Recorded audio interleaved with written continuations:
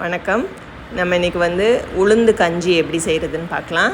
நான் அதுக்கு 1/2 கப்பு உளுந்தை நல்லா செவக்க வறுத்துருக்கேன். குறைச்ச தீ வச்சு நல்லா வறுத்துக்கணும். அதுக்கப்புறம் 2 டேபிள் ஸ்பூன் அரிசியை இந்த மாதிரி சிம்மில் வச்சு நல்லா செவக்க வறுத்து எடுத்துக்கணும். அரிசி நல்லா வறுபட்டால் தான் நல்லா வாசமாக இருக்கும். இது ரெண்டும் நல்லா ஆறினோடனே மிக்ஸி ஜாரில் போட்டு நல்லா ஒரு ஃபைன் பவுடராக அரைச்சி எடுத்துக்கணும். இதை நம்ம ஒரு பாட்டிலில் போட்டு வச்சுக்கலாம். நான் இன்றைக்கி இதுலேருந்து ஒரு 3 டேபிள் ஸ்பூன் எடுத்து இந்த பாத்திரத்தில் சேர்த்துருக்கேன்.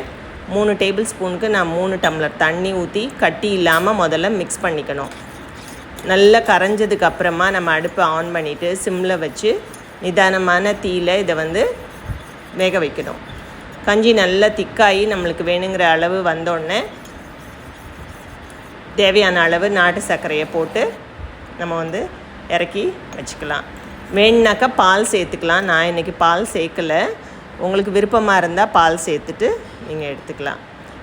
ரொம்ப சிம்பிளான ஹெல்த்தியான ஒரு உளுந்து கஞ்சி. இது நல்ல ஒரு பிரேக்ஃபாஸ்ட்டாக இருக்கும்.